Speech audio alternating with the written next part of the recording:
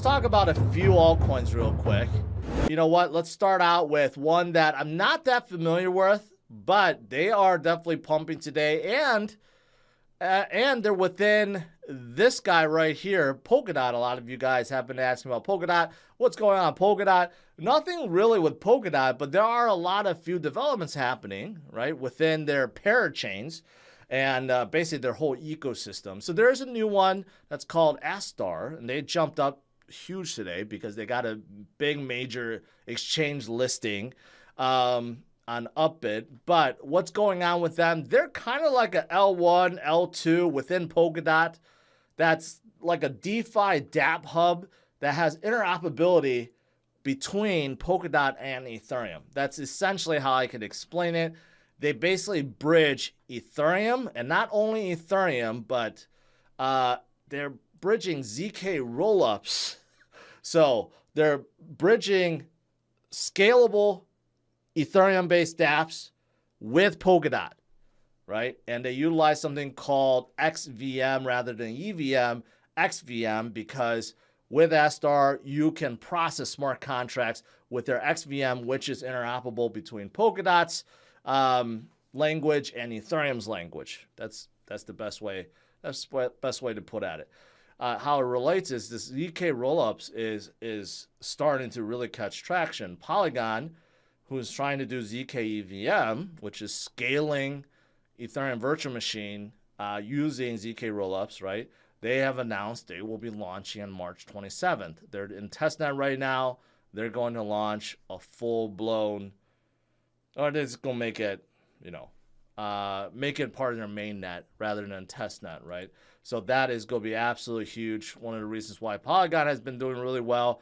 One of the reasons why I've said Polygon, they belong in the top 10, right? They really belong in the top 5. If Polygon one day was sitting right behind Ethereum in the top 3, that would not surprise me one bit at all, seeing how much momentum they have. Here's another one. Final Fantasy Maker, they are launching their game on Polygon right now, not Ethereum, on Polygon. And I've covered how many brands are launching their NFT marketplace and NFTs on Polygon as well. They're just absolutely on fire. They are on fire. Some of you guys are probably very bullish about this.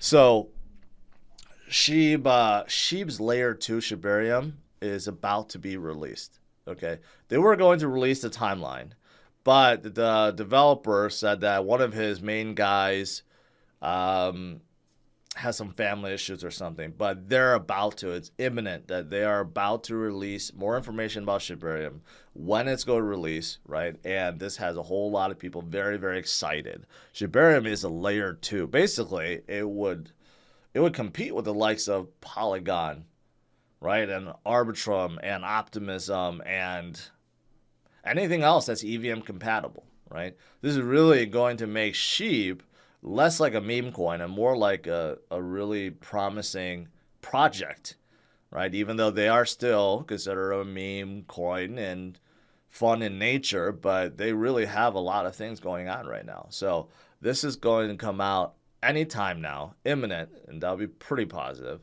Also, another one, another L1, L2 that whales are snapping up, this Ethereum rival, is actually Fantom. And you guys know I'm a big fan of Fantom, and Fantom has also done very well recently. 260 million of accumulation recently in Fantom. That's absolutely fantastic. You can see right there, boom, boom. And even though this project has not moved all that much, but there's still a big following, and that is Cardano. Cardano also sees a ton of whale activity, right? Basically, bottom line is, people are buying again, all right? Whether it's institutional buying, whale buying, shrimp buying, doesn't matter. People are getting excited again, right? And they're buying.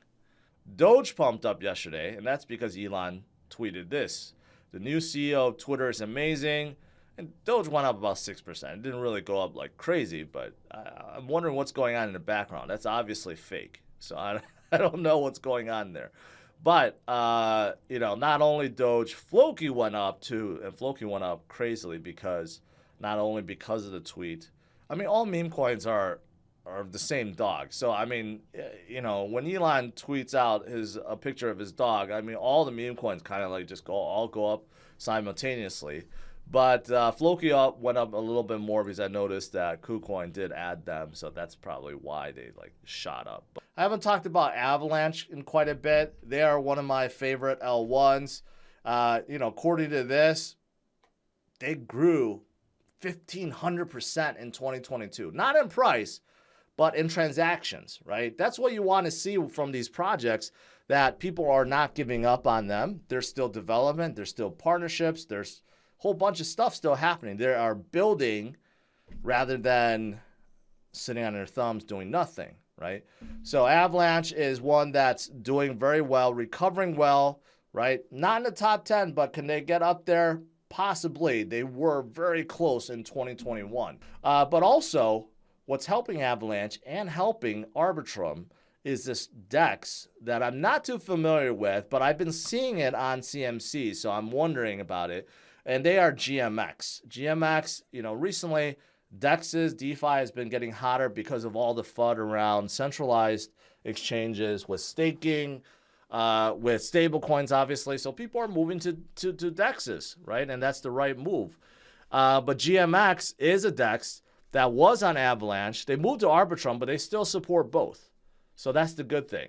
But what is GMX? Well, they are a DEX that actually offers not only spot trading, but also derivatives trading, which they do have futures. I think they're the only DEX that offers derivative trading, meaning that you can have like 5, 10, 20, 100, you know, silly kind of leverage on there, right? But they have exploded. They have exploded so much so that, yeah, even according to this, they collected more fees than all of Ethereum.